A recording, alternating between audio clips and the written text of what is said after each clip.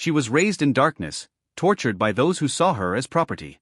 For 10 years, she knew only pain, until one desperate escape led her to an old Earth cabin, and the first human who looked at her with kindness.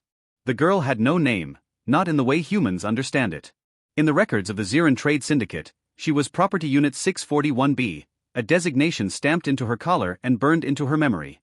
For 10 long cycles, just over a decade in Earth time, she existed as nothing more than merchandise, passed from ship to ship, from owner to owner, in the vast and merciless economy of the stars. She was not human. Her skin bore the soft, opalescent glow of the Nethari species, a race prized by intergalactic nobles for their empathy-linked psychic abilities and ethereal beauty.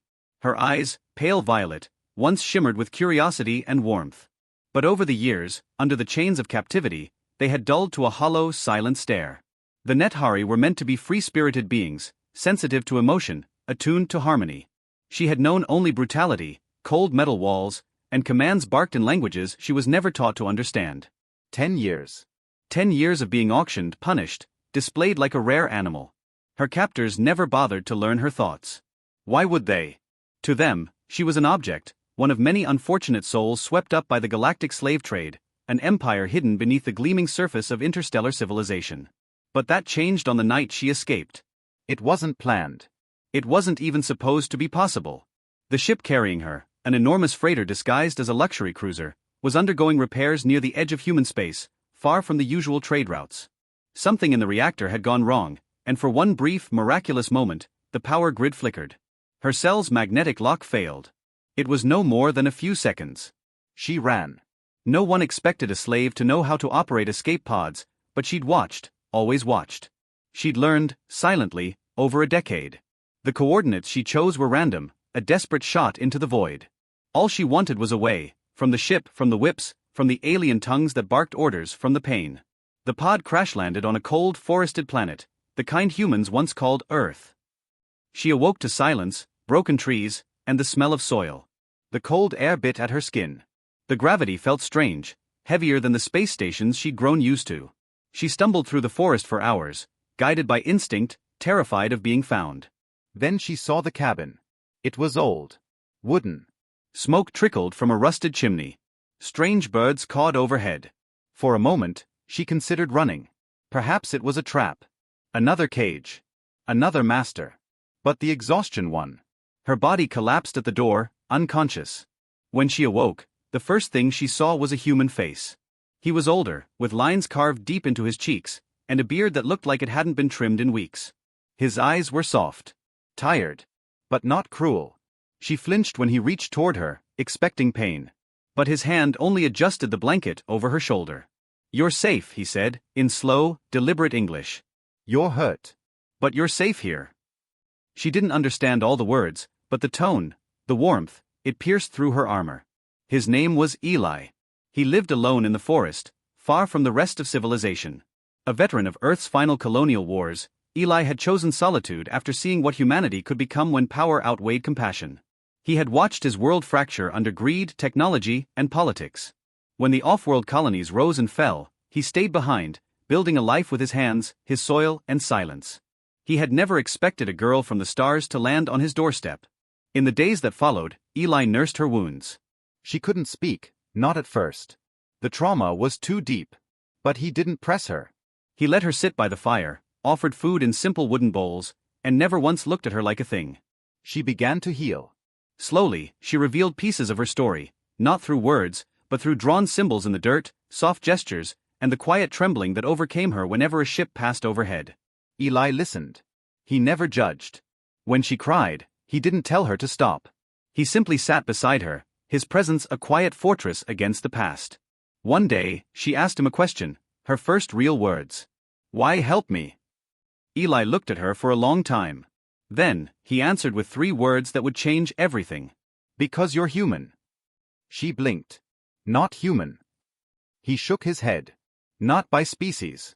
But by soul." For the first time in 10 years, she felt something unfamiliar, dignity. She wasn't a slave. She wasn't a product. She was a person. Wordlessly, she cried. Weeks passed. Then months. The seasons changed. She learned English slowly, her mind sharp and hungry.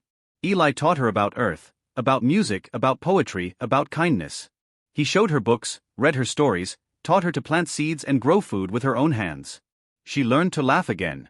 But peace is a fragile thing. The trade syndicate had not forgotten her.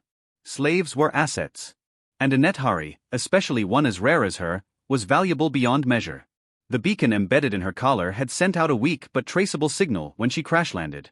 It had taken time, but they had followed it. One morning, a ship darkened the sky above the forest. She felt it first. A vibration through the earth. Her kind had always been sensitive. She ran to Eli, eyes wide with fear. He didn't ask questions. He opened a chest beneath the floorboards, revealing a rifle older than she was. "I'll handle this," he said. She tried to protest. She didn't want anyone to die because of her, not him. Not the only soul who had shown her what kindness meant.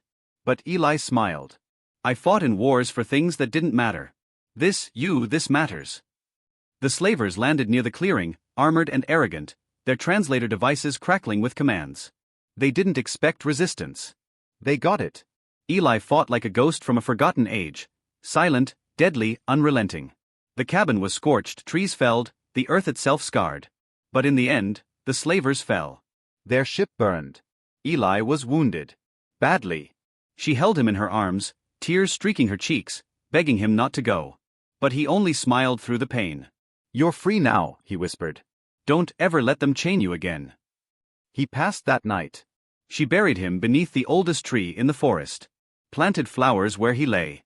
Then she walked into the wreckage of the slaver's ship, pulled out the comms unit, and sent a message, not for rescue but for warning. The Nethari are no longer slaves. Earth will never be your hunting ground again. She stayed on Earth. Built a new home beside the old one. And when others like her, other survivors of the trade, heard her message and came, she welcomed them. Taught them what Eli had taught her. Compassion. Freedom. Humanity. She never took another master. Never ran again. And when they asked her what her name was, she finally answered. "Call me Eli." The fire crackled softly in the hearth, its golden light casting flickering shadows on the worn wooden walls of the cabin. Eli sat on the floor, legs crossed, her silver eyes reflecting the glow like twin mirrors of another world. The room, once alien to her, had become something impossible, a sanctuary. A place where nightmares didn't own her. A space where pain wasn't currency. Weeks had passed since she crashed into the forest. Weeks since she had collapsed in the snow at the edge of the human's home. His name, she had learned, was Tom. A former deep space miner turned recluse after the wars had taken everything. His family, his crew, his purpose. What remained of him was a quiet, steady presence. A man whose silences said more than most speeches. Eli had grown to understand him not through conversation, but through the small things. The way he always left extra food out without asking. The way he built a second bed in the corner of the cabin and never once called it charity. The way he repaired the broken transmitter from her escape pod, not to sell her out, but because he thought she might want to speak. And slowly, piece by piece, she began to. At first, the words came reluctantly. Stuttering fragments of memory and trauma. Of iron collars and cold chains. Of planets where children were born not to families, but to auctions. Where names were stolen and replaced with numbers. She had been 641B for as long as she could remember. Just another asset in the Empire's endless machinery. But Tom never interrupted. Never judged. He just listened. Sometimes for hours. And when she finished, when the tears had dried and her voice had failed, he would simply say, "You're safe now. You're home." Home. That word had meant nothing to her before. Now it meant everything. But peace never lasted in stories like hers. It began with the stars. One night, she stood outside, the wind brushing through her short white hair, her gaze tilted toward the heavens. And she saw it. A flicker. Not a star but a trail. A ship's ion burn. High in orbit, but unmistakable. Someone was looking. Her body froze. Every muscle remembered the sting of electric lashes, the choking airlocks, the screaming auctions. But beneath that fear, something new stirred. Resolve. She didn't run back to Tom that night. She walked to the transmitter, the one he had repaired, and sent out a single coded burst on a frequency she remembered from her days in captivity. A frequency used by the underground slave resistance. She didn't say where she was. She didn't say who she was. She just said, "Free. Safe. You can be too." Then she waited. Over the next month, 3 more escapees arrived. 1. A battered alien woman with a broken leg and 3 languages stitched into her skin by branding. Another, a child no older than 7, wide-eyed and mute, but clutching a datapad with coordinates to the star she had fled. The third, a human, scarred and skeletal, who had once served the syndicates before turning against them and becoming prey himself. Tom never turned any of them away. He built more beds. He hunted more food. He taught the child how to fish. And Eli, she taught them how to hope. The cabin became a refuge. Then a settlement. A community of the lost and the wounded, who no longer called themselves victims, but survivors. They planted gardens, built homes, shared stories, and more than anything, they began to dream. But the galaxy does not easily surrender its slaves. The syndicate had noticed. Their agents were not fools. A sudden spike in disappearances, chatter on hidden frequencies, the whispers of a sanctuary on a forgotten world, it drew attention. And when they finally found it, they sent hunters. The first ship came at dawn. Black, silent, cloaked. It landed beyond the trees and disgorged 5 enforcers in armor marked with crimson sigils. They didn't announce themselves. They didn't ask questions. They simply opened fire on the homes. 2 survivors died. Tom was shot in the shoulder defending the entrance to the shelter. And Eli, who had vowed never to fight again, picked up the fallen hunter's weapon and burned all 5 to ash. The message was clear. The syndicate would not allow hope to spread. So Eli changed the rules. She went into orbit, using the slaver ship's comm system. She transmitted a message across every back channel she remembered. She contacted smugglers, ex-marines, ex-slaves, underground resistance cells. She didn't beg for help. She invited them to something greater. To every soul that ever tasted chains, there is a place where you are free. A place the Empire does not own. We are building something here. We are defending it with our lives. If you believe in more than survival, come. And they came. Not all at once. Not in armies. But in trickles. A stolen freighter here. A smuggled drop pod there. Old Earth Marines with nothing left to lose. Former syndicate defectors. Mercenaries who had seen too much.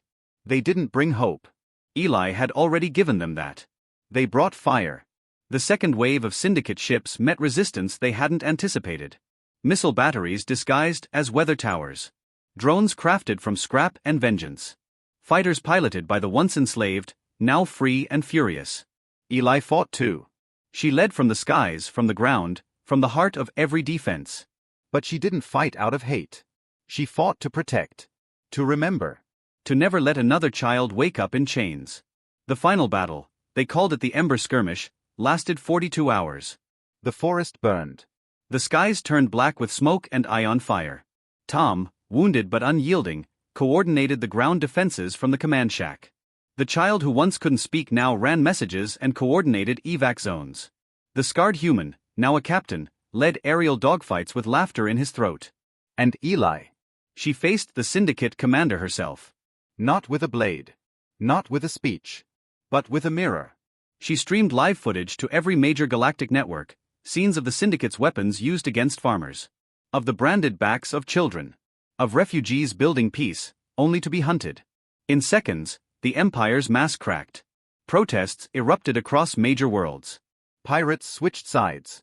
Trade unions pulled support. The syndicate, now exposed and isolated, could not afford another war. They retreated. And the sanctuary stood. Years passed again. The village became a town. Then a city. Not massive, not imperial. But free. Each building etched with names of those who died to build it.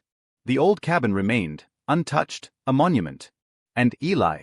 She lived to see children born without numbers. She lived to see Tom's shoulder finally healed, and the smile he thought he'd buried forever return. She lived to see the stars not as traps, but as destinations. They asked her once, the historians, the storytellers, the dreamers, what she wanted her legacy to be. She said only this. Tell them I wasn't a slave who escaped. Tell them I was a soul who remembered what it meant to be human. And that was enough. The stars will forget empires. But they will remember her.